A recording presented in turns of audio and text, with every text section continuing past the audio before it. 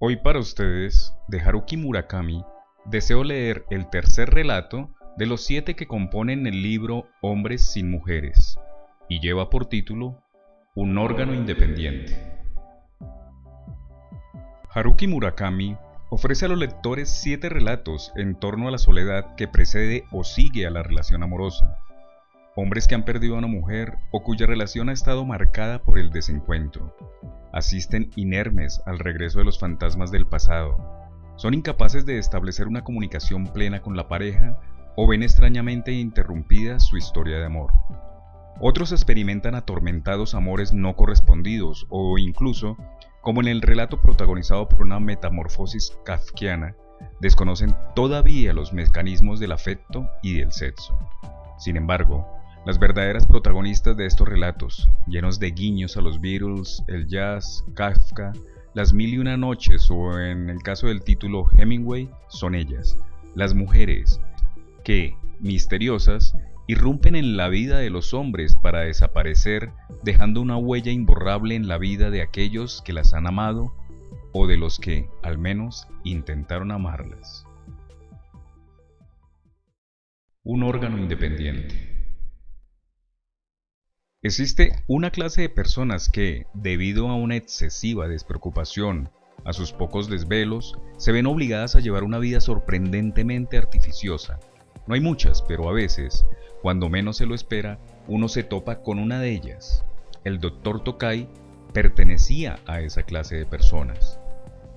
Para poder ser fieles a sí mismas, por decirlo así, en el mundo torcido y complejo que las rodea, estas personas necesitan entregarse a una serie de operaciones de ajuste, aunque por lo general ellas mismas ni siquiera se dan cuenta de las penosas artimañas a las que tienen que recurrir para sobrevivir.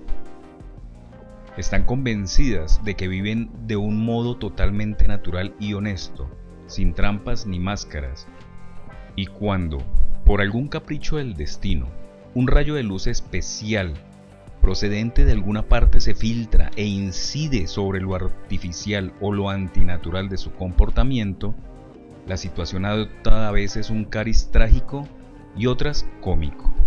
Por supuesto, también existen numerosas personas afortunadas, no puede expresarse de otra manera, que mueren sin llegar a ver esa luz o que pese a verla, no les afecta. A continuación quisiera describir a grandes rasgos lo que en un principio tuve la oportunidad de conocer de este personaje llamado Tokai. La mayor parte de la información me llegó directamente de sus labios, aunque también procede de algunas anécdotas que me contó alguna de las personas, dignas de confianza, con quien él se rodeaba. Incluiré, además, ciertas elucubraciones personales del estilo. Esto es lo que debió ocurrir, derivadas de palabras y actos muy característicos de él. Elucubraciones a modo de una blanda masilla que rellena los intersticios entre un hecho y otro. Lo que quiero decir en definitiva es que no se trata de un relato elaborado solo mediante datos puramente objetivos. Por eso, como autor, no recomiendo a los preciados lectores que utilicen lo aquí firmado en calidad de prueba fehaciente de un proceso judicial o de documento acreditativo en una transacción comercial. Ignoro por completo de qué clase de transacción podría tratarse. Sin embargo, si fuesen tan amables de retroceder, comprueben antes de que no haya un precipicio a sus espaldas y observar el retrato con la distancia necesaria. Seguramente se darán cuenta de que la sutil veracidad de los detalles no es una cuestión demasiado importante. Y la propia personalidad del Dr. Tokai emergerá diáfana y en todas sus dimensiones, al menos eso es lo que el autor espera. En suma, él era, ¿cómo decirlo?, una persona cuya personalidad no se prestaba a malentendidos. No pretendo decir que fuese un hombre simple y predecible, al menos, en parte, era una persona compleja, enrevesada, cuya naturaleza no era fácil de penetrar. Yo, desde luego, jamás he sabido qué clase de tinieblas ocultaba aquella mente, con qué pecado cargaba a cuestas. No obstante, creo poder afirmar que fue relativamente sencillo trazar una imagen global de esta persona, dada la constancia en su modo de proceder. Tal vez resulte osada, pero esa fue la impresión que a mí, como literato profesional, me produjo en aquel entonces. Tokai, con 52 años, nunca se había casado. Tampoco había tenido experiencias en el concubinato. Vivía solo en un apartamento de 2 dormitorios en la 6ª planta de un elegante edificio situado en el lujoso barrio de Asabu. Podría definírsele como un solterón empedernido.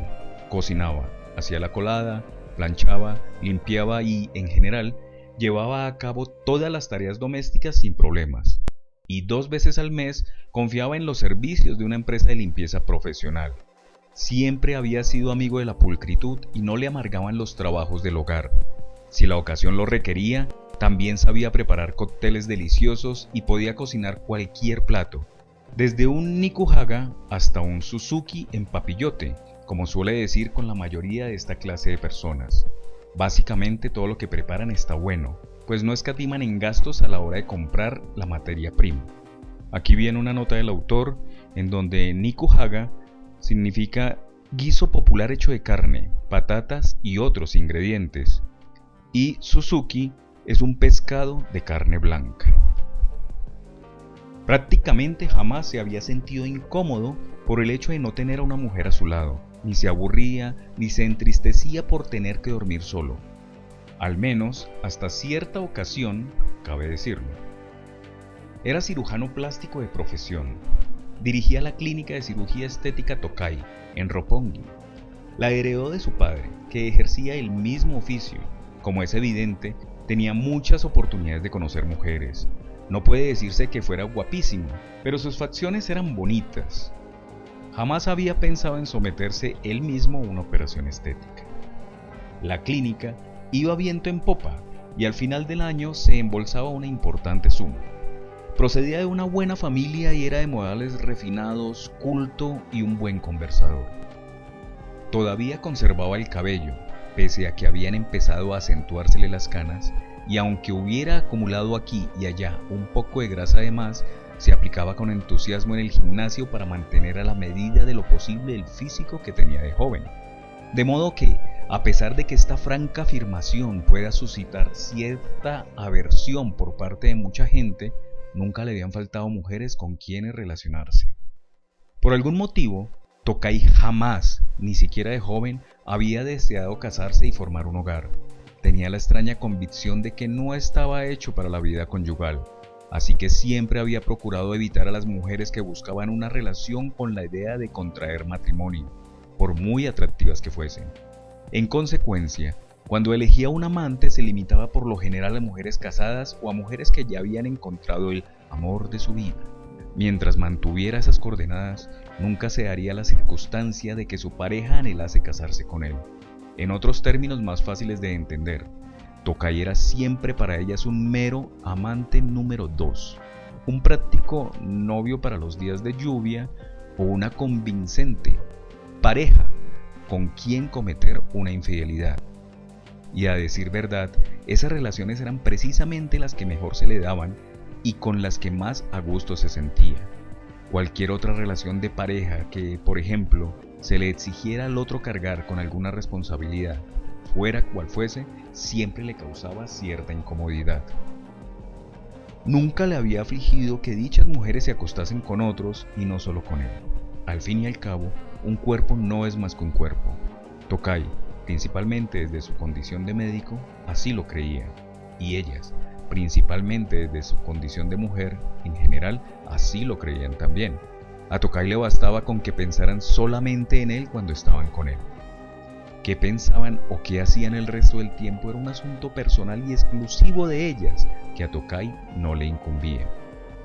Nada más lejos de su intención que inmiscuirse. Para Tokai compartir una comida, tomar una copa de vino o disfrutar de una conversación con estas mujeres era en sí mismo ya un placer. El sexo no constituía sino otra diversión más, que se prolongaba en la misma línea, y no como un objetivo en sí. Antes que nada, lo que buscaba era una relación en el plano intelectual con las mujeres. Lo que viniese después ya era otro asunto, y eso hacía que ellas se sintieran atraídas de forma natural por él, que disfrutasen del tiempo que pasaban juntos sin reservas y que, como resultado, aceptasen a Tokai con agrado. No deja de ser una apreciación personal, pero me parece que gran parte de las mujeres del planeta, sobre todo las atractivas, están hasta la coronilla de hombres ávidos de sexo. A veces se lamentaba de no haber hecho un recuento de las mujeres con quienes había mantenido esa clase de relaciones durante más o menos los últimos 30 años. Pero nunca le habían interesado las cantidades, él solo buscaba la calidad. Tampoco era demasiado exigente con el físico de sus parejas, bastaba con que no tuviesen ningún defecto grave que despertara su interés profesional y que no fuesen tan aburridas como para ponerse a bostezar solo con mirarlas. El físico de una persona puede cambiarse prácticamente por completo, siempre que uno quiera y disponga del suficiente dinero. Como especialista en aquel ámbito, conocía un número sorprendente de casos. Más que eso, valoraba que fuesen despiertas, inteligentes y que tuviesen sentido del humor. Las mujeres de conversación pobre o las que carecían de opinión, por muy extraordinario que fuese su aspecto físico, lo desazonaban profundamente. Ninguna técnica quirúrgica podía mejorar la capacidad intelectual.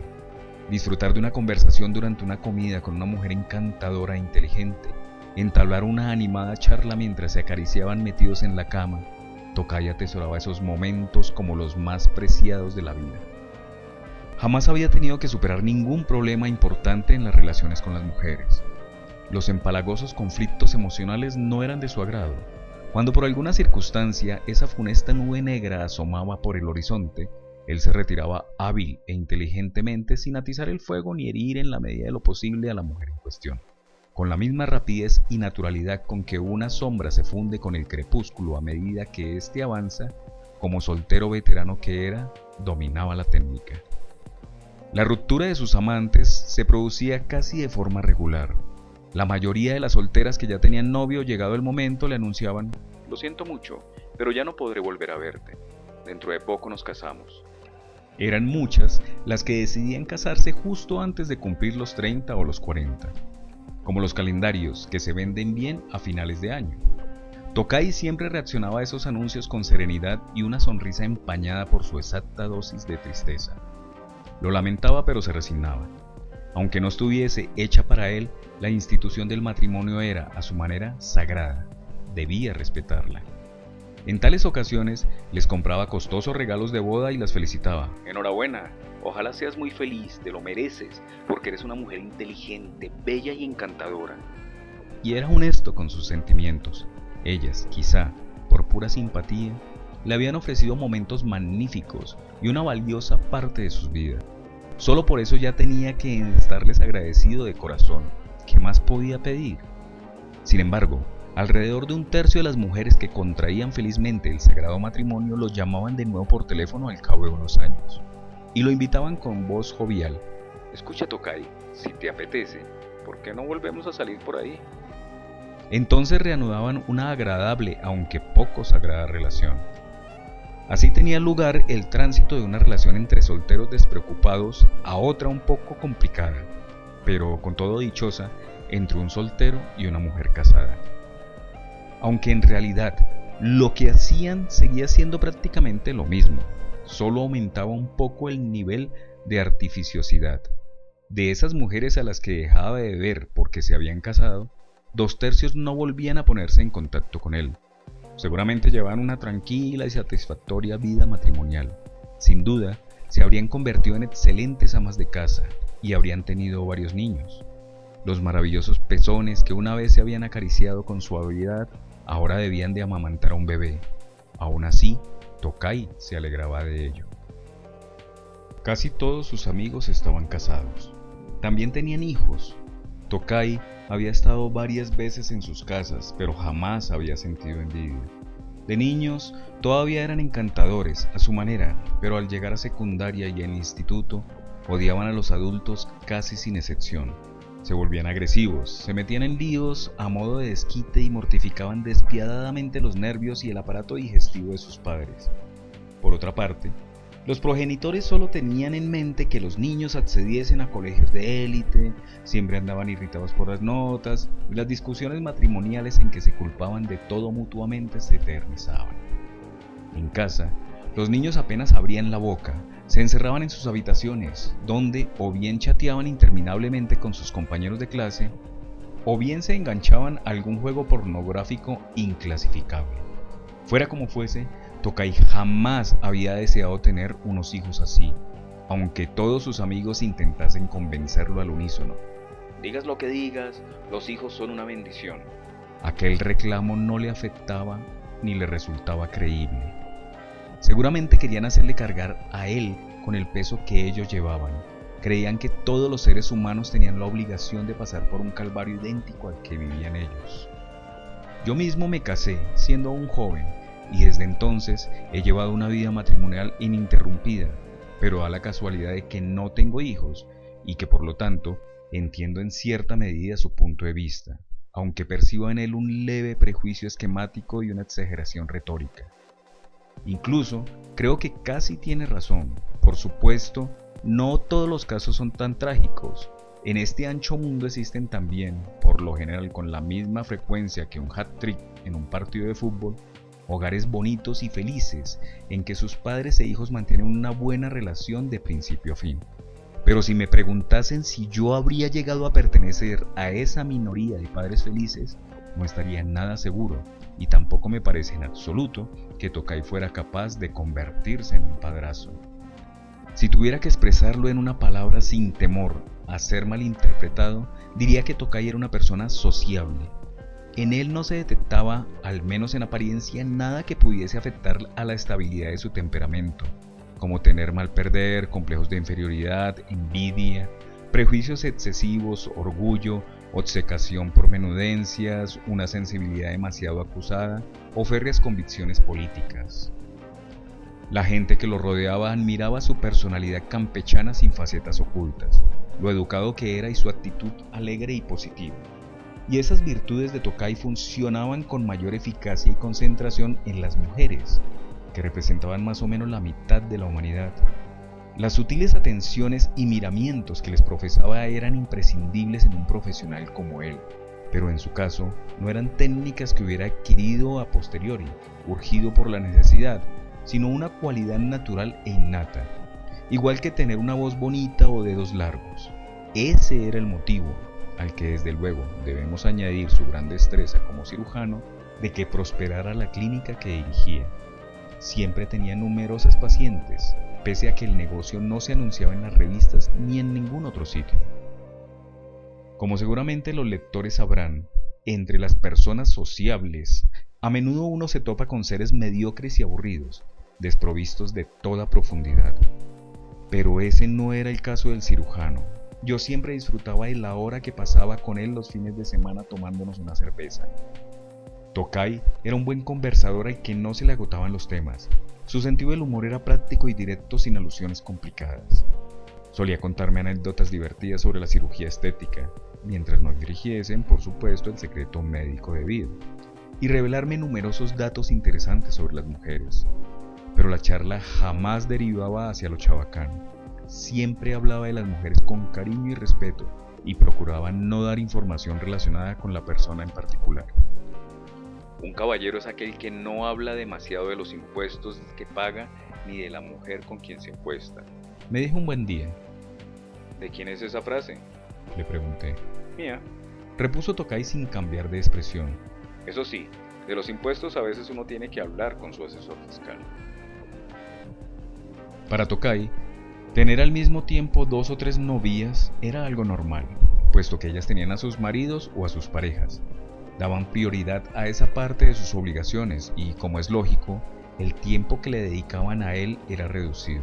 Por eso mismo a Tokay le parecía muy natural y nada desleal tener varias amantes a la vez, aunque claro, a ella se lo ocultaba. Su postura consistía en mentir lo menos posible sin revelar más información de la necesaria. En la clínica que dirigía, trabajaba desde hacía muchos años un eficiente secretario que, como un diestro controlador aéreo en un aeropuerto, era quien organizaba su complicada agenda. Además del programa de trabajo, muy pronto sus tareas habían empezado a incluir la gestión de la agenda privada after hours del cirujano con sus amantes. Estaba al día de todos los detalles de la animada vida privada de Tokay y desempeñaba sus funciones de manera muy profesional, sin abrir la boca más de lo necesario ni poner gesto de asombro ante tamaño ajetreo. Gestionaba con habilidad el trasiego para que las citas amorosas no se acumulasen. Aunque dicho así suena increíble, casi que sabía hasta los ciclos menstruales de cada una de las mujeres con quien el cirujano salía. Cuando éste se marchaba de viaje con unas de ellas, el secretario se encargaba de conseguir los billetes de tren y hacer las reservas del ryokan o del hotel en cuestión. Nota del autor: ryokan es una posada tradicional japonesa. Si no fuera por aquel competente secretario, sin duda la maravillosa vida personal de Tokai no habría discurrido con tal esplendor. En señal de agradecimiento, cada vez que tenía oportunidad, Tokai hacía un regalo a su apuesto secretario, que era gay, por supuesto. Afortunadamente, aún no le había ocurrido nunca que el marido o la pareja de una de sus novias se enterase de sus relaciones y se montase un drama, o que Tokai se viera en una situación comprometida. Hombre precavido por naturaleza, a ella les aconsejaba ser lo más prudentes posible. Sus consejos podían resumirse en 3 puntos básicos: no meter la pata debido a las prisas, no seguir siempre las mismas rutinas y, cuando hubiera que mentir, contar mentiras lo más sencillas que se pudiera. Respecto a las mujeres en general, eso era como enseñar a volar a una gaviota, pero pues por si acaso. Dicho lo cual, tampoco es cierto que nunca tuviera contratiempos ni problemas. Tras haber mantenido este tipo de relaciones tan artificiosas con tantas mujeres durante tantos años, era imposible que no hubiera surgido ninguna dificultad. Incluso al mono le llega el día en que falla y no logra aferrarse a la rama. Además, entre sus amantes, había habido una, poco cautelosa, cuya desconfiada pareja había telefoneado a su despacho para preguntar sobre la vida privada y el código ético del cirujano. Preguntas a las que el competente secretario había respondido con suma amabilidad. En otra ocasión, hubo una mujer casada que se metió tan de lleno en la relación con él que acabó con el juicio levemente turbado. El marido resultó ser un luchador de artes marciales bastante conocido, pero aquello tampoco llegó a mayores. No sufrió ninguna desgracia, como por ejemplo que le rompiesen la clavícula. ¿No será simplemente que tuvo buena suerte? Dije yo. Quizá, respondió Tokai y se rió. Es posible, sí. Pero eso no lo es todo. No puede decirse que yo sea una persona inteligente, pero para estas cosas tengo más tacto del que cabría esperar. Ah, tacto, dije. No sé cómo explicarlo. Es como si en los momentos críticos se me activara el ingenio, balbuceó Tokai. Parecía que no se le ocurría ningún ejemplo concreto, o quizá se resistiese a comentarlo. Hablando de tacto, tercié yo entonces, acabo de recordar una escena de una vieja película de François Truffaut. La chica le dice al chico: en el mundo hay gente educada y gente con tacto. Ambas son buenas cualidades, desde luego, pero en la mayoría de los casos el tacto supera a la educación. ¿No habrá visto por casualidad esa película? No, creo que no. Ella lo explica con un ejemplo. Un hombre, al abrir una puerta, se encuentra con una mujer a medio vestir. Una persona educada diría: perdón, madame, y cerraría la puerta de inmediato. En cambio, la persona con tacto diría: perdón, señor, y cerraría la puerta de inmediato. Ajá, dijo admirado Tokai. Es un ejemplo muy interesante. Entiendo perfectamente a qué se refiere. Yo mismo me he visto en tal situación en varias ocasiones. ¿Y fue capaz de superarlas gracias al tacto? Tokai puso cara de circunstancias. Pero no quiero sobreestimarme. En el fondo está claro que la suerte me ha bendecido. Tan solo soy un hombre educado con suerte. Puede que sea más razonable pensar así. Sea como fuere, esa vida bendecida por la suerte duró alrededor de 30 años, un largo periodo, y un buen día, ¿quién iba a imaginarlo?, se enamoró perdidamente, como un astuto zorro que por descuido cae en una trampa. La mujer de que se enamoró era 16 años más joven que él y estaba casada. Su marido, 2 años mayor que ella, trabajaba para una empresa informática de capital extranjero. Tenían una hija, una niña de 5 años. Tokai y ella se llevaban año y medio viéndose. Señor Tanimura, ¿ha tomado usted alguna vez la decisión de no permitir que alguien llegue a gustarle demasiado? Y además, ¿se ha esforzado por no permitirlo? Me preguntó Tokai en cierta ocasión. Creo que era a comienzos de verano. Hacía más de un año que nos conocíamos. Le contesté que creía que nunca me había ocurrido. A mí tampoco, pero ahora sí. dijo Tokai. ¿Y dice que está haciendo un esfuerzo para que a alguien no le guste demasiado? Exactamente. Justo ahora, en este preciso momento, estoy haciendo ese esfuerzo. ¿Y por qué? Por un motivo muy sencillo. Cuando alguien te gusta demasiado lo pasas mal, sufres. Como no creo que mi corazón sea capaz de soportar tal peso, me esfuerzo todo lo posible para que no me guste. Parecía hablar en serio. En su expresión no se apreciaba ni un atisbo de su habitual humor. Concretamente, ¿cómo se esfuerza? Le pregunté. De distintas maneras, pero básicamente procuro pensar en los defectos. Le saco todos los que se me ocurren, o más bien, aspectos que no me agradan demasiado. Y hago una lista. Luego lo repito una y otra vez mentalmente, como si recitara mantras, y me convenzo de que no debo enamorarme más de la cuenta. ¿Funciona? No mucho. Admitió Tokai negando con la cabeza. En primer lugar, apenas se me ocurren cosas negativas de ella. Además, la verdad es que incluso me siento muy atraído por esas partes negativas. En segundo lugar, mi corazón se ha vuelto incapaz hasta de juzgar qué es más de la cuenta y qué no. No consigo ver la línea divisoria. Es la primera vez en mi vida que me siento tan desorientado. Yo le pregunté si, pese a haber salido con tantas mujeres, nunca había experimentado semejante turbación. Es la primera vez, afirmó el cirujano. Seguidamente rebuscó en el fondo de su memoria hasta dar con un viejo recuerdo. Ahora que lo pienso, sí. Cuando iba al instituto viví algo semejante, aunque fue breve. Era como si al pensar en otra persona sintiese punzadas en el pecho y fuese prácticamente incapaz de pensar en nada más.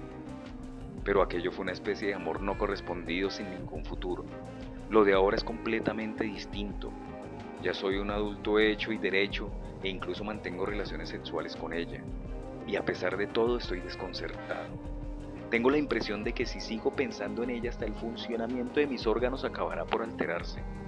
Sobre todo el de los aparatos digestivo y respiratorio. Tokai guardó silencio un rato, como para cerciorarse del estado de sus sistemas digestivo y respiratorio. Por lo que me dice, parece que, al tiempo que se esfuerza usted para que no le guste demasiado, desea en todo momento no perderla. Aventuré yo. Sí, en efecto, desde luego es una contradicción, una fractura interna. Deseo al mismo tiempo cosas opuestas. Por mucho que me esfuerce, jamás funcionará. No hay solución. Pase lo que pase, no voy a perderla. Si eso ocurriera, acabaría perdiéndome en mí mismo. Pero ella está casada y tiene una hija. Exacto. ¿Y qué opina ella de la relación que mantienen? Ladeando un poco el cuello, Tokai pareció pensar la respuesta. ¿Sobre qué opina ella de nuestra relación?, dijo al cabo. No tengo otra cosa que conjeturas, y las conjeturas solo me confunden aún más. Lo único que me ha dejado claro es que no tiene intención de divorciarse de su marido, que está además su hija y no quiere destruir su hogar. Sin embargo, mantiene una relación con usted. Por ahora. Quedamos cuando se nos presenta una oportunidad, pero no sé qué pasará en el futuro. Ella teme que a la larga el marido acabe por descubrir lo nuestro, así que no descarto que un día decida dejar de verme, o que el marido se entere y no podamos quedar nunca más. Otra posibilidad es que ella simplemente acabe aburriéndose de mí. Con franqueza, no tengo ni idea de qué sucederá el día de mañana. Y eso es lo que más le aterra. Sí, cuando me pongo a darle vueltas a esas probabilidades, soy incapaz de pensar en nada más. Ni siquiera me pasa la comida por la garganta. El doctor Tokai y yo nos habíamos conocido en un gimnasio que hay cerca de mi casa. Él siempre aparecía con su raqueta de squash los fines de semana por la mañana, y al final acabamos jugando juntos de vez en cuando. Era el contrincante perfecto para discutir con desenfado de un partido, ya que era cortés, estaba en forma y ganar o perder le importaba estrictamente lo necesario. Aunque me llevaba unos pocos años, pertenecíamos prácticamente a la misma generación. Estoy hablando de algo que ocurrió hace ya algún tiempo. Y como jugadores de squash teníamos un nivel parecido. Sudábamos la gota gorda detrás de la pelota, luego íbamos a una cervecería cercana y nos bebíamos una cerveza.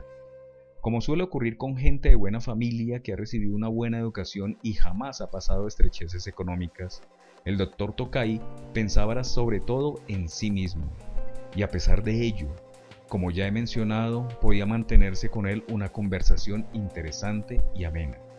Cuando se enteró de que me ganaba la vida escribiendo, poco a poco Tokai empezó a hablarme también de su vida privada y no solo de trivialidades. Quizá creyese que la gente que escribe, al igual que los terapeutas o los religiosos, poseen el derecho legítimo o la obligación de escuchar las confesiones de los demás. No solo se le había ocurrido a él, yo ya había tenido la misma experiencia con otras personas. Por otra parte, a mí nunca me había disgustado escuchar a los demás, y en concreto, las confesiones del cirujano suscitaban en mí indefectiblemente cierto interés. Básicamente era una persona capaz de verse a sí misma de un modo honesto, franco y bastante imparcial, y apenas temía exponer sus puntos débiles a los otros, cualidades todas de las que carecía la mayoría de la gente. He salido, Dijo Tokai. y en varias ocasiones con mujeres de facciones más bellas que las de ella, con mujeres con cuerpos más espléndidos, con mejor gusto y con un corte de pelo más bonito que el suyo. Pero todas esas comparaciones carecen de sentido, porque para mí es un ser especial. Podría afirmar incluso que es un ser sintético. Todas las cualidades que posee se concentran y compactan en un solo núcleo. No puede extraerse una a una y medir o analizar si son inferiores o superiores a las de cualquier otra. Y lo que hay en el núcleo es lo que me atrae tan poderosamente, como un potente imán. Es algo que sobrepasa la razón. El doctor y yo estábamos tomando 2 grandes vasos de Black and Tan mientras picábamos unas patatas fritas y unos pepinillos. Comparada con esta cuita tras nuestro encuentro, la aflicción del pasado no vale nada. Gonchunagón Atsuada. Dije, sin saber cómo había logrado acordarme. Aquí viene otra nota del autor que indica que este es otro de los nombres del poeta noble Fujiwara no Atsutada, del 906 al 943, que participó en la famosa antología Hyakunin Isu, con el poema de estilo tanka arriba mencionado. En una clase en la universidad me explicaron que el encuentro del poema se refiere a una cita acompañada de relaciones carnales entre un hombre y una mujer. Ese día solo pensé, se trata de eso. Pero a esta edad por fin empiezo a entender, por propia experiencia, los sentimientos del poeta. La honda sensación de pérdida tras haberse encontrado con la mujer amada, haberse unido a su cuerpo y haberle dicho adiós. Si lo piensa, ese sentimiento no ha cambiado en miles de años, ¿no cree? Y he cobrado conciencia de que si hace poco no hubiera reconocido ese sentimiento como parte de mí, jamás habría alcanzado la madurez como ser humano, aunque me parece que me he dado cuenta un poco tarde. Le dije que no creía que fuese demasiado tarde ni demasiado temprano. Por tarde que fuese, era mucho mejor que si jamás se hubiera dado cuenta. Sin embargo, creo que este tipo de sentimiento es mejor vivirlo mientras se es joven. Repuso Tokai. Así, habría podido producir anticuerpos o algo similar. Dudo que pueda atajarse tan fácilmente, me dije para mis adentros. Conozco a más de una persona que, incapaz de producir anticuerpos, desarrolló en su cuerpo un elemento patógeno maligno en estado latente.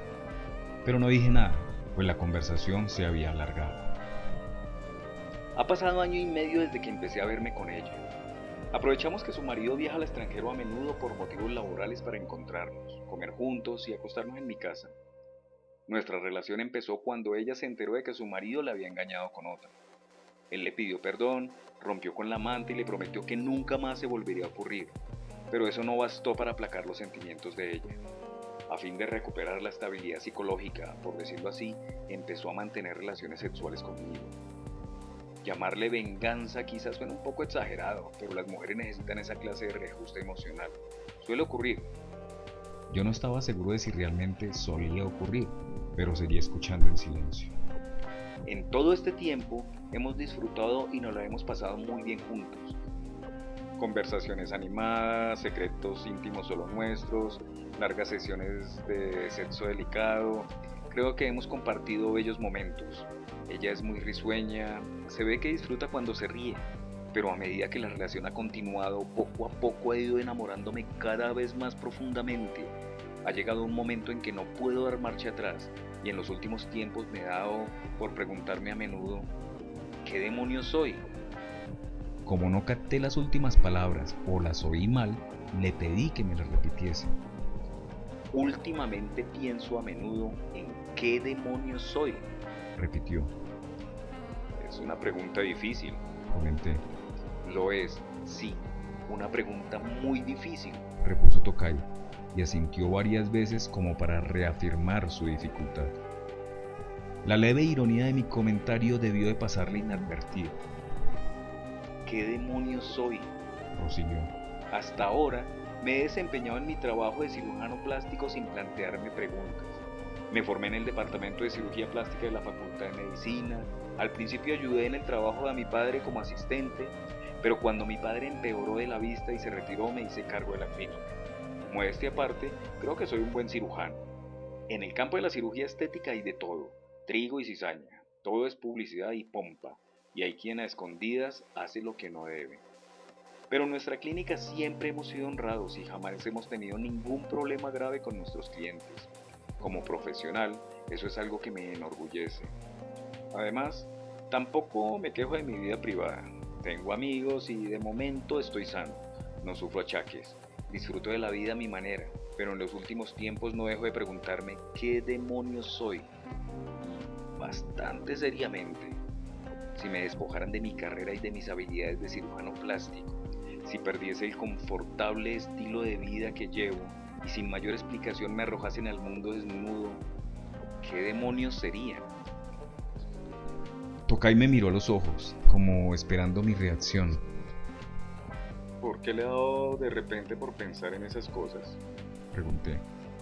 Creo que empecé a pensar en ello a raíz de un libro que leí hace poco sobre los campos de concentración nazi. En él se cuenta la historia de un médico internista que fue enviado a Auschwitz durante la guerra. De pronto, un ciudadano de ascendencia judía que ejercía la medicina por libre en Berlín fue arrestado, junto a su familia, y enviado a un campo de concentración. Hasta entonces había recibido el amor de los suyos, se había ganado el respeto de la gente, sus pacientes confiaban en él y había llevado una vida cómoda en una elegante mansión. Tenía 4 perros y los fines de semana tocaba, como violonchelista amateur, música de cámara de Schubert y Mendelssohn, con sus amigos. Disfrutaba de una existencia plácida y llena de bienestar, pero en un giro inesperado de la fortuna, se vio arrojado a un lugar que es un infierno en vida. Allí pasó de ser un acaudalado berlinés y un respetado médico a ser menos que un ser humano. Lo apartaron de su familia, lo trataron como un perro y apenas le daban de comer. Dado que el jefe del campo sabía que era un médico de renombre y que en algún momento podría serles de utilidad, día a día iba librándose de morir gaseado, aunque ignoraba qué ocurriría a la mañana siguiente. En un arrebato, a cualquier carcelero podría matarlo a golpes con una porra. Al resto de los miembros de su familia seguramente ya los habían matado. Tocay hizo una breve pausa. Fue en ese momento cuando pensé, si los terribles sucesos vividos por este médico hubieran tenido lugar en otra época y en otro lugar, el suyo podría haber sido mi propio destino. Y si por alguna razón, ignoro cuál, un día de pronto me sacasen a rastras de mi vida presente, me arrebataran todos los privilegios y me quedara reducido a un simple número, ¿qué demonios sería? Cerré el libro y estuve reflexionando. Aparte de mis conocimientos y de mi reputación como cirujano plástico, solo soy un hombre de 52 años, sin ninguna cualidad o habilidad especial. Estoy sano, sí, pero he perdido la fuerza que tenía cuando era joven. No podría soportar largo tiempo un trabajo físico intenso.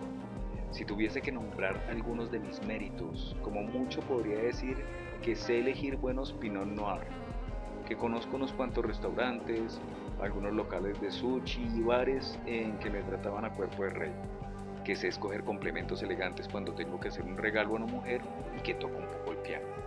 Si la partitura es fácil, puedo interpretarlo a primera vista, pero si me enviaran a Auschwitz, nada de eso me serviría. Yo estaba de acuerdo. Saber de Pinot Noir, tocar el piano como aficionado, o ser un buen conversador, seguramente de nada vale en un lugar así. Permítame que le pregunte algo. Prosiguió. ¿Alguna vez ha pensado usted lo mismo, señor Tanimura? ¿En qué demonios se convertiría si su capacidad para escribir le fuera arrebatada? Se lo expliqué. Yo partía de considerarme un mero ser humano, nada más, y había iniciado mi actual vida como quien dice en cueros. Empecé a escribir por azares del destino y afortunadamente conseguí ganarme la vida con ello. Pero para reconocer que soy un simple ser humano sin ningún valor o habilidad especiales, no necesitaba imaginarme situaciones tan extremas como la de los campos de concentración de Auschwitz. Tokai se quedó pensativo. Debía de ser la primera vez que se topaba con alguien que pensara así. Le entiendo. Puede que la vida sea más llevadera de ese modo, ¿no? No sin cierto reparo le indiqué que no sabía hasta qué punto podía afirmarse que fuese llevadero para un don nadie empezar la vida en cueros. Desde luego, Repuso Tokai. tiene razón. Empezar una vida desde cero debe de ser bastante duro. En ese aspecto, creo que he tenido más suerte que muchos, pero duele. En otro sentido distinto, abrigar dudas sobre el valor de la propia existencia después de haber adquirido con los años un estilo de vida y determinado estatus social. Empiezo a pensar que la vida que he llevado hasta ahora ha sido un total desperdicio sin sentido. Cuando era joven, todavía existía la posibilidad de una revolución y podía albergar esperanzas, pero con los años, el lastre del pasado lo abruma a uno. No hay segundas oportunidades. Así que empezó a pensar directamente y seriamente en todo esto tras leer el libro sobre los campos de concentración nazis. Inquirí. Sí, es extraño, pero me impactó en lo más íntimo. A eso hay que añadir que el futuro con ella lo veo borroso, y últimamente sufro una especie de ligera crisis de la mediana edad. Lo único que hago es pensar en qué demonios soy, pero por más que piense no hallo respuesta. Solo doy vueltas una y otra vez en torno al mismo punto. Cosas que hasta ahora me procuraban placer ya no me entretienen. No me apetece hacer ejercicio ni comprar ropa e incluso me da pereza abrir la tapa del piano. Ni siquiera tengo ganas de comer. Si me quedo quieto, lo único que me viene a la mente es ella. Pienso en ella hasta cuando atiendo a mis clientes en la clínica. Cualquier día se me va a escapar su nombre. ¿Con qué frecuencia la ve? Depende. Varía en función de la agenda del marido. Esa es otra de las cosas que me afligen. Cuando él se encuentra en viaje de negocios por un largo periodo, nos vemos a todas horas. Deja a la niña con los abuelos o contrata a un canguro. Pero cuando el marido está en Japón, pasamos semanas sin vernos. Esos días son bastante amargos. Cuando pienso que quizá ya nunca más volvamos a vernos, y disculpe por la expresión tan trasnochada, siento que se me parte el corazón. Yo escuchaba en silencio. Las palabras elegidas eran ciertamente un poco manidas, pero no sonaban trasnochadas. Al contrario, tenían un tono realista. Aspiró lentamente el aire y luego lo expulsó. Por lo general, siempre he tenido varias amantes a la vez. Quizás se sorprendan, pero en ocasiones he llegado a salir con 4 o 5. Si no podía quedar con una, quedaba con otra. Y con total despreocupación. Sin embargo, curiosamente, desde que me siento atraído por ella, el resto de las mujeres ha perdido su encanto. Aunque quede con otra, su imagen no deja de acudir a mi mente. No consigo alejarla. Los síntomas son graves. Los síntomas son graves, pensé, e imaginé a Tokai llamando a una ambulancia por teléfono. Por favor, envíen una ambulancia urgentemente. Los síntomas son graves. Me cuesta respirar y tengo la sensación de que el corazón se me va a partir. Un tema preocupante es que cuanto más la conozco, Prosiguió el cirujano, más me gusta. Llevamos 1 año y medio viéndonos y ahora estoy mucho más prendado que al principio. Tengo la sensación de que algo tiene presos nuestros corazones. Cuando su corazón se mueve, tira del mío, como 2 barcas atadas por una cuerda, que no se pueden cortar, pues no existe ningún cuchillo capaz de cortarla. Ese es otro sentimiento nuevo para mí. Me angustia pensar en qué demonios me convertiré si esa sensación va a más. Ya veo, dije, pero Tokai parecía esperar una respuesta más sustanciosa. Señor Tanimura, ¿qué puedo hacer? Desconozco de qué medidas concretas podría adoptar. Le respondí. Pero por lo que he entendido, lo que usted siente en estos momentos es más bien algo lógico y normal, porque en eso consiste al fin y al cabo estar enamorado. Uno es incapaz de controlar sus sentimientos y se siente manipulado por una fuerza irracional. En definitiva, no está usted viviendo nada extraordinario, ajeno al sentido común. Simplemente se ha enamorado perdidamente de una mujer. Siente que no quiere perderla a la persona amada, que desea estar con ella para siempre. Sin duda, el mundo acabaría si no pudiese verla.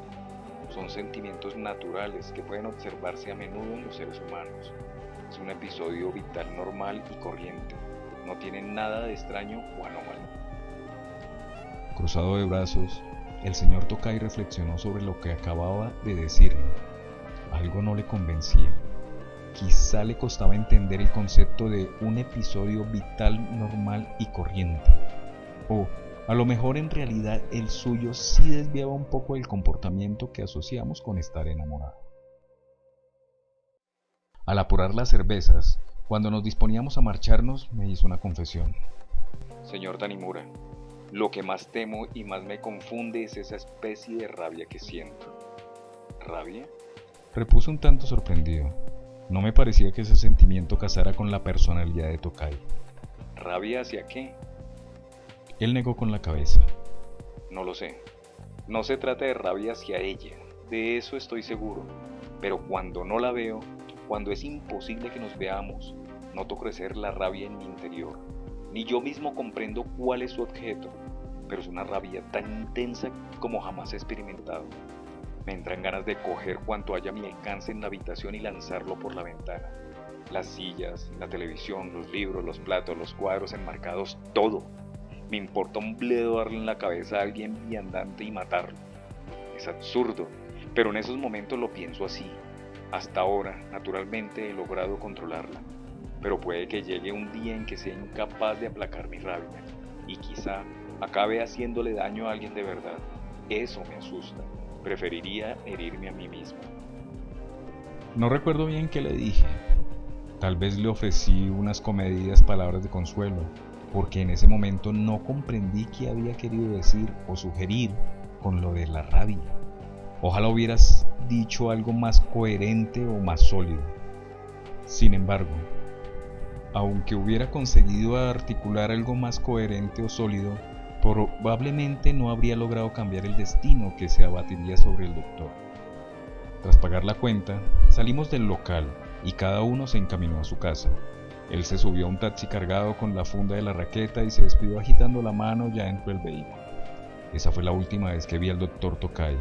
Estábamos casi a finales de septiembre, cuando todavía se hacía sentir el calor del verano. A partir de entonces, Tokai no volvió al gimnasio. Yo me pasaba allí los fines de semana para verlo, pero no aparecía. Nadie tenía noticias suyas. Era, no obstante, algo frecuente en el gimnasio. Alguien que suele frecuentarlo, un buen día desaparece sin más. El gimnasio no es un puesto de trabajo.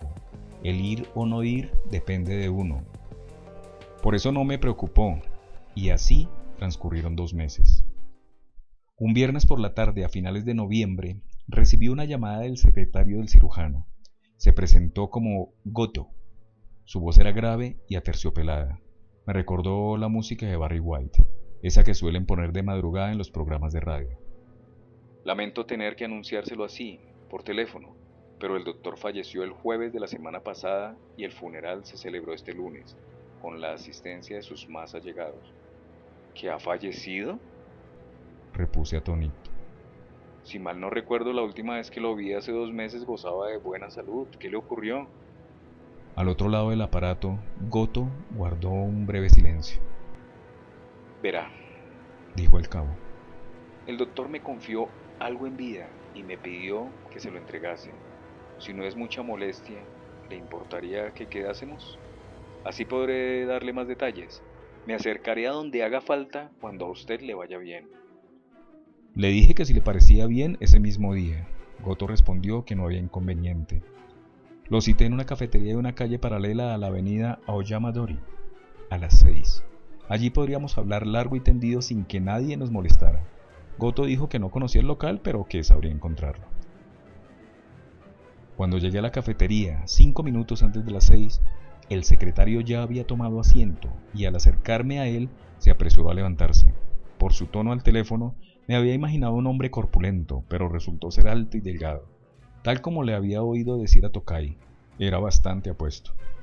Vestía un traje marrón de lana, camisa blanca y una corbata color mostaza oscuro. Su indumentaria era impecable. También llevaba bien arreglado el cabello, tirando a largo. El flequillo le caía sobre la frente con un aire desenfadado. Andaría por los 35 años, y si no lo hubiera oído a Tokai decir que era gay, me habría parecido un muchacho joven, normal y corriente, bien arreglado. Todavía quedaba en él un resto de mocedad. Tenía barba. Estaba tomándose un doble espresso. Tras intercambiar un breve saludo, también pedí lo mismo. Falleció de una manera repentina, ¿no? Aventuré. El muchacho entornó los ojos como si una luz intensa lo deslumbrara. Sí, es cierto, fue muy repentino, no me lo esperaba, pero al mismo tiempo fue una muerte dolorosa y muy lenta. Aguardé en silencio a que añadiera alguna explicación, pero él todavía no parecía querer entrar en detalles sobre la muerte del médico, seguramente hasta que me trajesen el café. Sentía un profundo respeto por el doctor Tokai. Dijo el joven cambiando de tema. Era en verdad un tipo excelente, como médico y como persona. Cuánto aprendí de él. Llevaba casi 10 años trabajando en la clínica. Si no me hubiera topado con él, ahora no sería quien soy. Era una persona íntegra y transparente, siempre sonriente, nunca se jactaba de nada, prestaba atención a quienes lo rodeaban, sin hacer distinciones, y todo el mundo le quería. Jamás le oí hablar mal de nadie. Ahora que lo decía, yo tampoco le había oído hablar mal de nadie, El señor Tokai me habló mucho de usted. dije. Me decía que, de no ser por su secretario, no podría llevar la clínica como era debido y que su vida privada sería un desastre. Goto esbozó una débil y triste sonrisa. No se crea, yo no valgo tanto. Solo intenté serle de ayuda en todo cuanto podía, entre bastidores. Para ello me esforcé a mi modo. Fue una gran satisfacción. Una vez el camarero trajo el espresso y se alejó, Goto por fin abordó la muerte del médico. El primer cambio que me llamó la atención fue que el doctor había dejado de almorzar. Hasta entonces, todos los días a la hora de comer se llevaba sin falta algo a la boca, aunque fuese algo ligero. Era una persona muy estricta en lo relativo a las comidas, independientemente de lo ocupado que estuviera. Sin embargo, a partir de cierto momento dejó de almorzar. Si le decía, tiene que comer algo, me respondía, no te preocupes, simplemente no tengo apetito. Fue a principios de octubre. Ese cambio me inquietó, porque el doctor no era una persona dada a cambiar de rutinas. Apreciaba la vida ordenada más que cualquier otra cosa, y no solo dejó de almorzar, de pronto también dejó de frecuentar el gimnasio. Solía ir 3 veces a la semana a practicar natación, jugar al squash o a hacer aparatos, pero pareció perder todo interés. Luego empezó a descuidarse en el vestir, ¿cómo decirlo? Su forma de vestir era cada vez más desaliñada, a pesar de que siempre había sido una persona pulcra y elegante. En ocasiones se ponía la misma ropa durante días y se volvió más taciturno, como si siempre estuviera invadido de algún pensamiento, hasta que al poco tiempo dejó de prácticamente hablar y cada vez se quedaba más y más ensimismado. Si me dirigía a él, era como si no me escuchara. Por otra parte, también dejó de citarse con mujeres fuera del horario de trabajo. Todos esos cambios los notó porque era usted quien controlaba su agenda, ¿no? Exacto. Sobre todo, las relaciones con las mujeres eran parte fundamental del día a día del doctor. De hecho, eran la fuente de su vitalidad.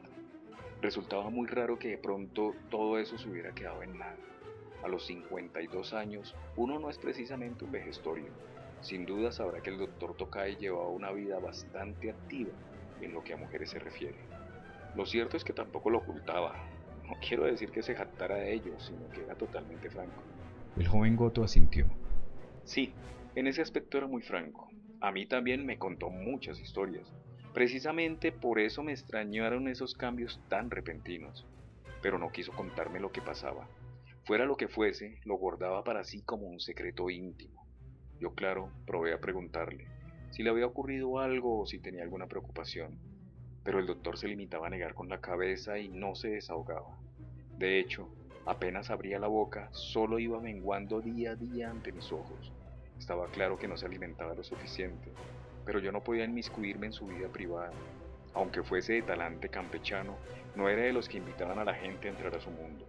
Yo, que trabajé para él como secretario durante tantos años, únicamente fui a su casa una vez. Fue un día en que me envió desde la clínica a buscar algo que había dejado olvidado. Las únicas cosas que entraban y salían libremente de su hogar debían de ser las mujeres con quien mantenía relaciones íntimas. A mí no me quedaba más remedio que hacer cábalas, intranquilo, a distancia. Goto volvió a soltar un leve suspiro, como si quisiera expresar resignación respecto a las mujeres con quienes mantenía relaciones íntimas. ¿Se le notaba que iba menguando día a día? Pregunté. Sí, tenía los ojos hundidos y su rostro fue perdiendo color hasta quedarse blanco como el papel, incapaz de caminar bien. Se tambaleaba y llegó un momento en que fue incapaz de sostener el bisturí. A todas luces, no estaba en condiciones de operar. Por fortuna, un asistente muy bueno con el que contaba lo sustituyó y se encargó de las operaciones. Pero esa fue una solución eventual. Hice varias llamadas, cancelé todas sus citas y la clínica se quedó prácticamente cerrada, como si estuviéramos de vacaciones. Al poco tiempo, el doctor dejó de presentarse en el trabajo. Octubre tocaba a su fin. Si telefoneaba a su casa nadie respondía. Durante 2 días no logré contactar con él. Como me había confiado una llave de su apartamento, al tercer día por la mañana la utilicé para entrar en su casa. En realidad no tenía que hacerlo hecho bajo ningún concepto, pero la preocupación me atormentaba. Al abrir la puerta me llegó un hedor espantoso. Por el suelo, hasta donde me alcanzaba la vista, había montones de cosas desparramadas, también ropa tirada, trajes, corbatas, incluso ropa interior. Parecía que nadie hubiera puesto orden en meses. Las ventanas estaban cerradas y el aire estancado, y el doctor estaba en su cama, simplemente acostado, sin moverse y en silencio. El joven evocó para sí la escena un instante, con los ojos cerrados, negó con la cabeza. Al verlo creí que estaba muerto, Prosiguió. como si se le hubiera parado el corazón de pronto, pero no. El rostro escuálido y pálido del doctor Tokay me miraba con los ojos abiertos. A veces parpadeaba, aunque débilmente también respiraba. Estaba tapado hasta el cuello y no se movía. Cuando lo llamé, no reaccionó. Sus labios resecos permanecieron fuertemente cerrados, como si los hubiera cosido. Tenía barba.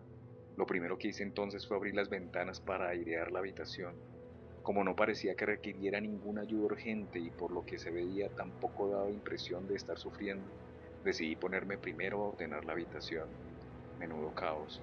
Recogí la ropa dispersa, metí en la lavadora todo lo que se me pudiera lavar y lo que se necesitase llevar a la lavandería lo puse en una bolsa. Vacié el agua estancada en la bañera y la limpié. El agua debía de llevar allí bastante tiempo, pues el sarro se había adherido a las paredes de la bañera y había dejado marcas. Aquello era impensable en una persona tan maniática de la limpieza como el doctor. Todos los muebles estaban cubiertos de polvo blanco, lo cual indicaba que había suspendido el servicio regular de limpieza a domicilio. Sin embargo, por sorprendente que parezca, en el fregadero de la cocina apenas vi rastro de suciedad. Estaba muy limpio, lo cual significaba que no había usado la cocina desde hacía mucho tiempo. No había restos de comida, solo varias botellas de agua mineral tiradas aquí y allá. Al abrir la nevera, me asaltó un hedor indescriptible.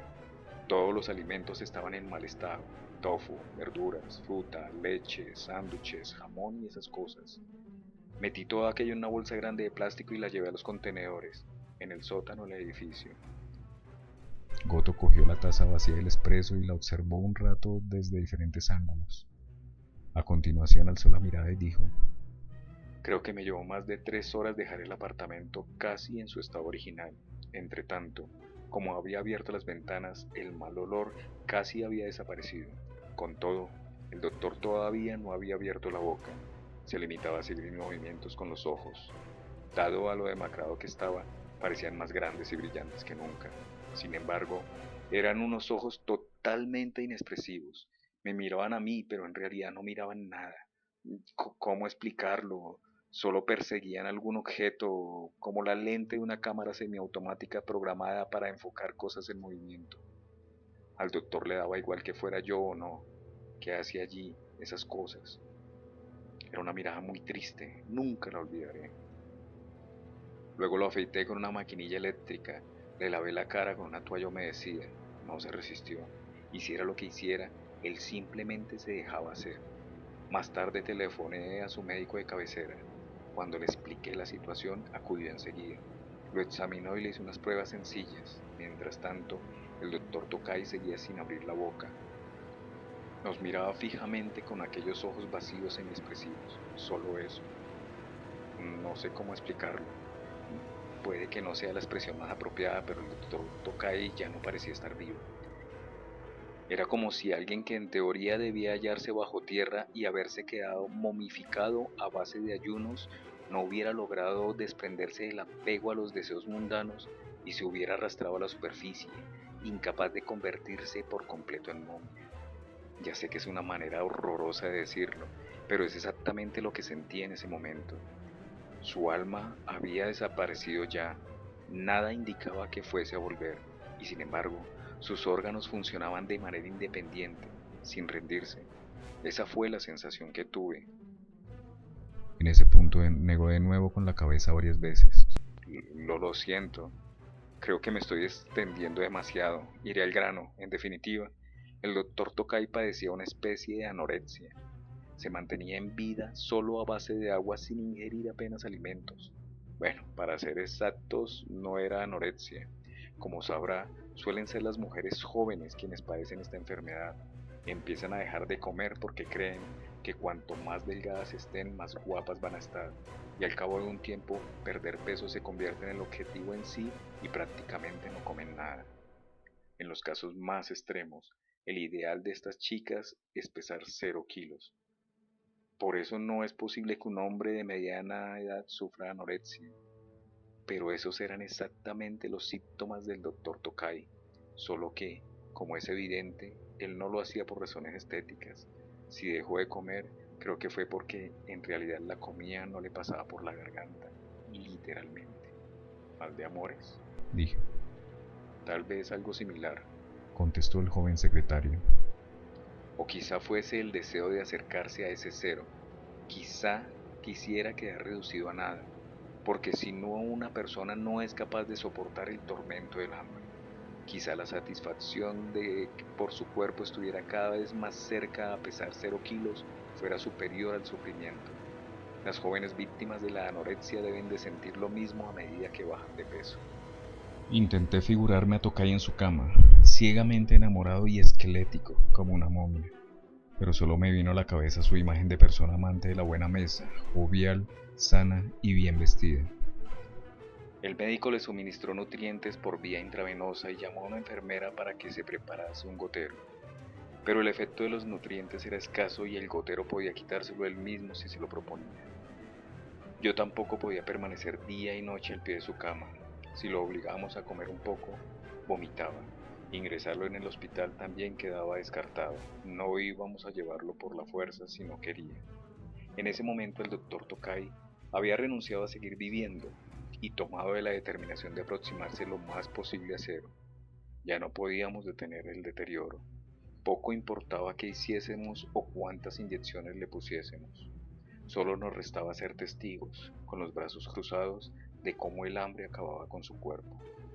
Fueron días amargos, había que hacer algo, pero en realidad no podía hacerse nada. El único consuelo era que el doctor no parecía sufrir casi. Al menos yo no vi sufrimiento en su rostro durante aquellos días. Iba a diario a su casa, recogía el correo, limpiaba, me sentaba a su lado mientras él dormía y le hablaba de esto y de aquello. Le informaba de asuntos profesionales, comentaba cosas triviales, pero el doctor no decía ni una sola palabra, no reaccionaba. Yo ni siquiera sabía si seguía consciente o no. Estaba allí quieto, en silencio, mirándome a la cara con unos ojos inexpresivos muy abiertos, de una transparencia sorprendente. Casi parecía que pudiera verse del otro lado. ¿Le habría ocurrido algo con esa mujer? Pregunté. Él mismo me contó que mantenía una relación seria con una mujer casada y con una hija. Sí, desde hacía un tiempo había empezado a tomarse las cosas muy en serio respecto a esa relación. Había puesto fin a sus demás relaciones frívolas, y por lo visto ocurrió algo grave entre los dos. Eso debió de quitarle las ganas de vivir. Probé a llamar a la casa de esa mujer, pero fue el marido y no ella quien se puso al teléfono. Le dije, querría hablar con su esposa de una cita en nuestra clínica. Ya no vivo aquí, dijo el marido. Le pregunté dónde podía encontrarla. No lo sé, contestó fríamente el marido y colgó sin más. Volvió a hacer una breve pausa. En suma, dijo el cabo, al final conseguí localizarla.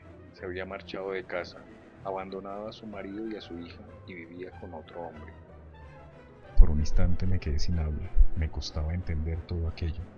¿Quiere decir que plantó a su marido y al señor Tokay? Pregunté luego. En otras palabras, sí, afirmó titubeante el secretario, y frunció ligeramente el ceño. Había un tercer hombre.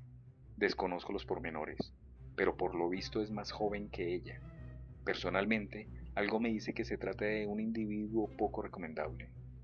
Ella huyó de su casa con él. Parece ser que el doctor Tokay no había sido más que un trampolín, por decirlo así, y ella lo usó a su antojo. Hay indicios de que el doctor ingresó en la cuenta de la mujer bastante dinero. Examinando los pagos y las tarjetas de crédito del doctor, he comprobado que hubo movimientos bastante extraños de grandes sumas de dinero. Imagino que ella se los gastó en caros regalos, o tal vez en saldar deudas. No hay evidencias que justifiquen el uso de ese dinero e ignoro los detalles, pero lo que sí sé es que la cantidad que retiraron en un periodo de tiempo tan corto asciende a una muy buena suma. Solté un hondo suspiro. Menudo desastre. El joven asintió. Creo que si, por ejemplo, ella le hubiera dicho, no puedo separarme de mi marido y mi hija, así que hemos de cortar de raíz nuestra relación, y hubiera roto con él, seguramente el doctor habría podido soportarlo, dado de que estaba muy enamorado, como nunca lo había estado. El batacazo habría sido sin duda terrible, pero no al extremo de comprometer su propia vida. Si hubiera habido un motivo razonable, por muy profundo que hubiese caído, en algún momento el doctor habría levantado la cabeza, pero la aparición de un tercer hombre y el hecho de que ella lo hubiera manipulado con tanta destreza supuso un golpe muy fuerte para el doctor Tokay. Yo lo escuchaba en silencio. Cuando el doctor Tokay falleció, solo pesaba ya unos 35 kilos, prosiguió Goto. Teniendo en cuenta que normalmente pasaba de los 70, se había quedado reducido a la mitad. Le sobresalían las costillas, como las rocas en la playa cuando baja la marea. Su aspecto era tal que uno tenía que apartar la vista. Me recordó a los cadáveres prisioneros judíos que vi en la vieja grabación cuando acababan de ser liberados en los campos de concentración nazis. Campos de concentración, sí. En cierto sentido sus previsiones habían dado en el blanco. Últimamente no dejo de pensar en qué demonios soy. En términos médicos, continuó el secretario, la causa directa del fallecimiento fue una insuficiencia cardíaca. El corazón perdió fuerza y no pudo bombear la sangre. Pero a mi juicio fue el amor lo que le provocó la muerte. Literalmente, un mal de amores. Llamé varias veces a la mujer para pedirle que me explicara las circunstancias. Le rogué que por lo que más quisiera, aunque fuera una sola vez, unos minutos, que acudiera a ver al señor Tokay. Si sigue así, el doctor no vivirá mucho. Pero ella no lo hizo. Aunque la hubiese tenido delante, dudo que el doctor hubiera sobrevivido, por supuesto. Él ya se había resignado a morir, pero quién sabe, quizás se hubiera producido un milagro, o tal vez habría fallecido con otro estado de ánimo, o a lo mejor verla solo lo habría perturbado, quizá eso hubiera redoblado su tormento, no lo sé. Francamente hay tantas cosas que desconozco en este asunto. Lo único que sé es que nadie se muere porque ame demasiado y la comida no le pase por la garganta. ¿No cree? Me mostré de acuerdo. Ciertamente, era la primera vez que oía algo semejante. En ese sentido, Tokai debía ser una persona especial. Al decírselo, Goto se llevó las manos a la cara y sollozó quedamente. Debía de sentir un hondo cariño por el doctor. Quise consolarlo, pero en realidad yo no podía hacer nada. Luego se calmó y sacando un pañuelo blanco limpio del bolsillo del pantalón, se enjugó las lágrimas. Discúlpeme, qué vergüenza. Afirmé que llorar por alguien no era vergonzoso, sobre todo por una persona fallecida a quien se quiere. El joven secretario me lo agradeció. Muchas gracias, me consuela que me diga eso. De debajo de la mesa sacó la funda de una raqueta de squash y me la ofreció. Dentro iba una Black Knight, nuevo modelo, un objeto de lujo. El doctor me la confió. La había pedido a un servicio de venta por correo, pero cuando la recibió ya había perdido el vigor necesario para jugar el squash. Me pidió que se la diese. Cuando estaba casi en las últimas, de pronto recobró temporalmente la conciencia y me pidió una serie de favores. Esta raqueta es uno de ellos. Si le parece bien, úsela, por favor. Yo le di las gracias y acepté el regalo. Luego le pregunté qué había ocurrido con la clínica.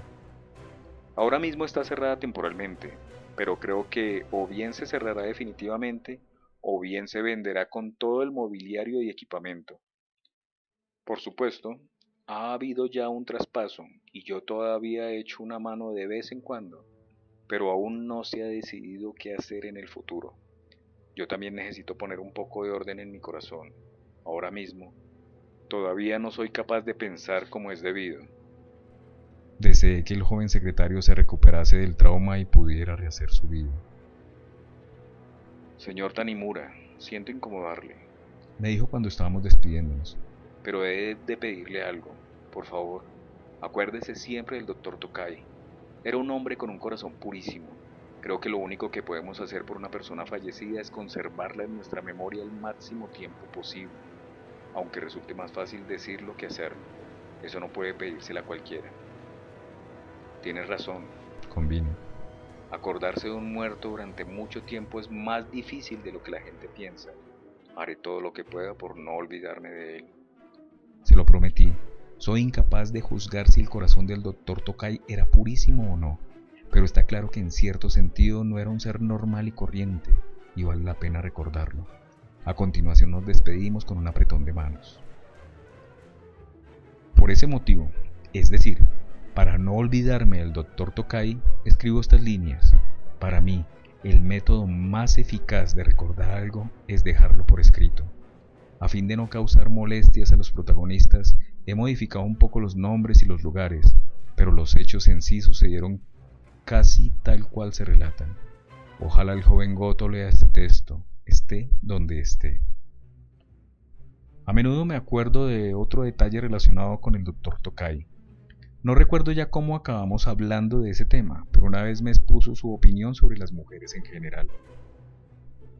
Tokai estaba convencido de que todas las mujeres nacían con una suerte de órgano independiente especialmente diseñado para mentir. El dónde, cómo y qué mentiras cuentas varía un poco, dependiendo de cada una, pero en algún momento todas las mujeres han de mentir, incluso tratándose de temas serios. En los asuntos triviales, naturalmente, también mienten, pero es que ni en los más serios se plantean no mentir. Y en esos momentos apenas les cambia el color de la cara o el tono de la voz. Eso se debe a que no son ellas, sino el órgano independiente del que están provistas, el que obra a su albedrío. Por eso, contar mentiras, salvo en unas pocas excepciones, jamás atormenta sus hermosas conciencias ni altera sus plácidos sueños. Recuerdo bien aquel día por el tono resuelto, extraño en el doctor con que hablaba. Yo no podía evitar mostrarme de acuerdo en lo básico con su opinión, aunque quizá difiriésemos un tanto en ciertos matices. Tal vez se debía a que ambos habíamos llegado a la misma cumbre, no demasiado bonita por cierto, escalando por rutas personales diferentes. A las puertas de la muerte, Tokai pudo comprobar, sin ningún regocijo seguramente, que no estaba equivocado. No es necesario que diga que siento una profunda pena por el doctor. Lamento de corazón su pérdida. Hay que estar muy mentalizado para abstenerse de comer y morir atormentado por el hambre. El sufrimiento físico y psíquico que acarrea escapa a toda razón, pero al mismo tiempo confieso que, en cierta medida, envidio que amara a una mujer, pasemos por alto la clase de mujer que era, al punto de desear reducir su propio ser a nada. De haberlo querido, habría podido continuar y llevar a término esa vida artificial como hasta entonces. Habría mantenido relaciones superficiales con varias mujeres a la vez, habría degustado aromáticas copas de Pinot Noir, tocado My Way en el piano de cola de la sala de estar y habría seguido disfrutando de sus dulces amoríos en un rincón de la ciudad. Y sin embargo, acabó tan perdidamente enamorado que la comida no le pasaba por la garganta. Se adentró en un mundo completamente nuevo, vio un paisaje que nunca había visto y, en consecuencia, se precipitó hacia la muerte. Tomando prestadas las palabras del joven Goto, se fue reduciendo a nada. No puedo juzgar qué vida hubiera sido para él más feliz, en el sentido exacto de la palabra, o más genuina. Igual que para el joven Goto, el destino que el Dr. Tokai vivió de septiembre a noviembre de aquel año está para mí lleno de interrogantes. Yo sigo practicando squash, aunque tras la muerte de Tokai me mudé y cambié de gimnasio. En el nuevo gimnasio he decidido jugar con un contrincante fijo. Cuesta dinero, pero resulta más cómodo. Casi nunca utilizo la raqueta que el doctor me regaló. Entre otras razones, porque es demasiado ligera para mí, y cuando siento esa ligereza no puedo evitar recordar su cuerpo escuálido. Cuando su corazón se mueve, tira del mío, como dos barcas atadas por una cuerda, que no se puede cortar, pues no existe ningún cuchillo capaz de cortarla. Muy tarde descubrimos que estaba atado a la barca equivocada, pero ¿acaso puede afirmarse eso con toda certeza? Creo que, igual que aquella mujer, probablemente se había valido del órgano independiente para mentir, el Dr. Tokai también se sirvió, salvando las distancias, por supuesto, de un órgano independiente para amar. Fue una acción heterónoma ante la cual su voluntad nada valía. A posteriori, resulta fácil para un tercero censurar con gesto triunfante sus actos o negar con la cabeza en señal de pena. Pero sin la intervención de ese órgano que eleva nuestras vidas, nos empuja hacia el fondo, perturba nuestros corazones, nos muestra hermosos espejismos y a veces nos empuja hacia la muerte, nuestra existencia seguramente sería mucho más anodina, o acabaría convirtiéndose apenas en una sarta de artimañas. Desde luego, no hay forma de saber en qué pensaba Tokai, cuáles fueron sus pensamientos en el umbral de una muerte que él mismo escogió. Pero al parecer, en medio de esa profunda pena y sufrimiento, recobró la conciencia, aún temporalmente, para decir que me legaba aquella raqueta de squash nueva. Quizá con eso quería transmitir algún mensaje. Tal vez vislumbró en sus últimos momentos una suerte de respuesta a la pregunta de ¿qué era él? Y quizá el doctor quiso comunicármela. Tengo esa sensación. Espero esta lectura haya sido de su agrado. En una entrega anterior ya había leído el relato que da nombre al libro, Hombres sin Mujeres. No dejen de escucharlo. Tampoco dejen de leer el libro completo. Este autor se ha convertido poco a poco en uno de mis preferidos. Mi intención es que escuchen mis fragmentos a manera de pasabocas y ojalá puedan leer el libro completo. Mi nombre es Alberto y mi placer es leer para usted.